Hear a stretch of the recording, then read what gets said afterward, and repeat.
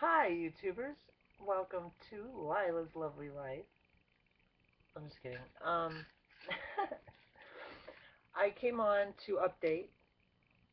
Um, I've had a lot of things going on, a lot of work hours, so I've been really busy, and uh, just focusing on parts of my transition that are important to me, like my body size and things like that. Um, it, so I've been focusing on a lot of those aspects of my transition, not so much my voice. Um, I see that coming along as everything else falls into place, kind of in the sense that it seems more strange for me to have not done my vocal training than, say, now, where I can still be mistaken easily as a guy, and the female voice kind of throws people off. And fuck them, by the way, do what you gotta do. But this is how I'm gonna do my transition, so everyone's different. But okay, so the update today is I went to my endo appointment at the VA, and uh, after a couple rough appointments with a unexperienced and uneducated doctor, um, don't take uneducated as in no degrees. I'm talking about in the terms of like trans care. She's a new endo, and really has only received kind of training in schools that's sanctioned by whatever school she learned from. Is that endocrinology for the most part is for like menopausal women and shit. So she never really took too much study into trans issues. And here it comes. She goes to work for the VA, and that's one of their most recent directives: is you're going to treat trans patients, and you're going to treat them no different, or else.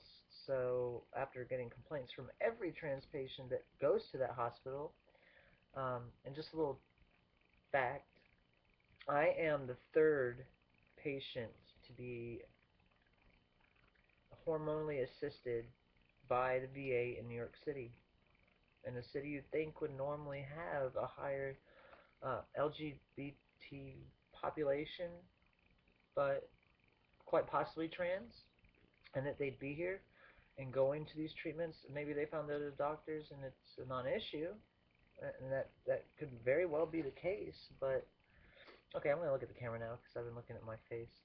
But that could very well be the case. So not too many patients have gone through the VA to get their transition care. Um, and that's another point in this video is if you're trans, you're military veteran, and you've had over 2 years of service without getting a bad discharge status, and you're still looking for hormones, girlfriend or boyfriend, you need to get your happy ass on the intranet and look up VA directives for transgender care. AKA, just go to the VA hospital and get yourself a doctor. You'll be covered. I think if you copay, it's $14 per appointment and $7 per prescription per month. I could get blowjobs on the corner for a nickel a piece and in a day pay my monthly hormones bill. That's unbelievable. That's cheap. And so one of the most daunting things about transition is the cost, the prohibitive costs. Well, if you're closet trans, go join the military. Spend 2 years in, get the shortest little contract thing you can get if the military is not really your thing. Join as a cook, so at least you're doing food service style work, and you just deal with the formations and PT. But after your contract, get out, go immediately to the VA, get yourself signed up into the VA healthcare system, and by then they'll have a few extra years under their belt in helping trans patients. And so you should probably have not only a much smoother transition, but you'll get one at low cost. Hell, you could be in the military when they change rules and let you transition while in the military. And you could lead the way for a new military for the United States. But long story short, I was prescribed my spironolactone. See, VA hospital spironolactone. That's about all the information I'm gonna give you. Um, And I'll be getting my testosterone blocker shot in a couple days when it's approved. Apparently, there's a process of who has to request, and somebody's got to approve me getting the testosterone blocker. But the chief of endocrinology was there for my appointment and personally put in the request, so there's no hiccups. Um, as I stressed, was very, very important. They don't have any more hiccups as it comes to my transition, um, coming from their end of things. It's been snowing, so ice and water and everything's building up on the power lines. I'm expecting it's going to happen more.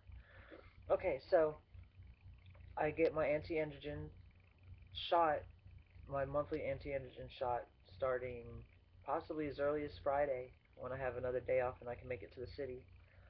But I got low dose spironolactone, spironolactone, and hopefully I achieve desired results in the process of the way that my endo wants to do it.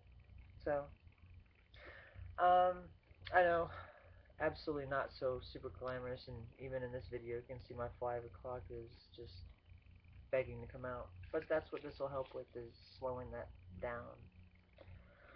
And transition will continue as planned. But I think more stress than my very first dose is for the veterans out there that are trans to not give up hope. If you're currently enlisted, make it through your contract and don't screw it up, because you could lose out on a very valuable transition asset. And if you have not found a way to afford hormones, you can be homeless and they'll take you in the military as long as your teeth are good and you got your GED. Pretty much.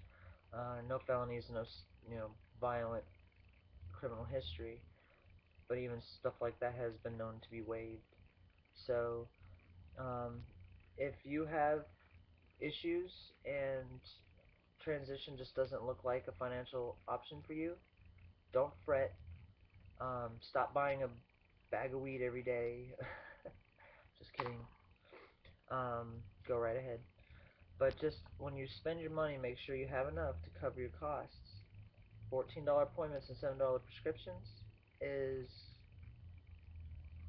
a day's pack of cigarettes and lunch for any normal person in today's economy. So just make sure you think about that.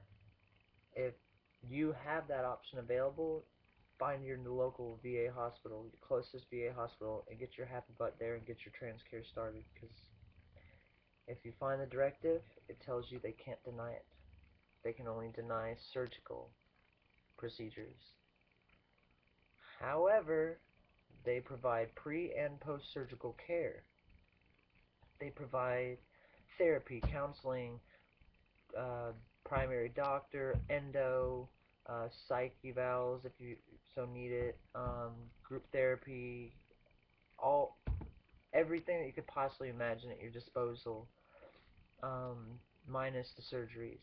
So if you say go the VA route to do your transition, the monies that you would be spending otherwise, if you're a great budgeter, put that same amount of money you would be spending anyways away.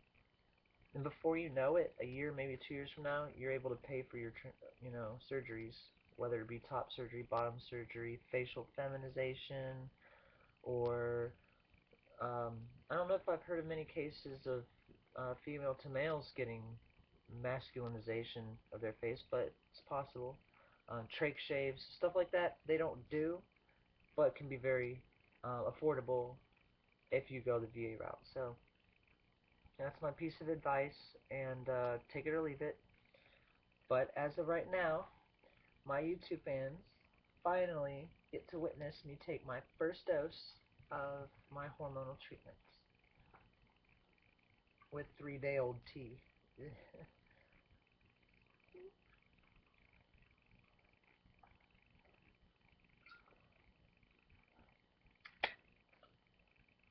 And it has begun. So, I just figured I'd give you guys a video. This one's lasted long enough. We'll just leave it off here and leave your comments. I'm in the works of doing a new transition video to add to, say, the transition since the end of the last video. So you'll see an updated one coming up in the next few days. Alright? Have a wonderful night. Stay warm and smoke weed every day.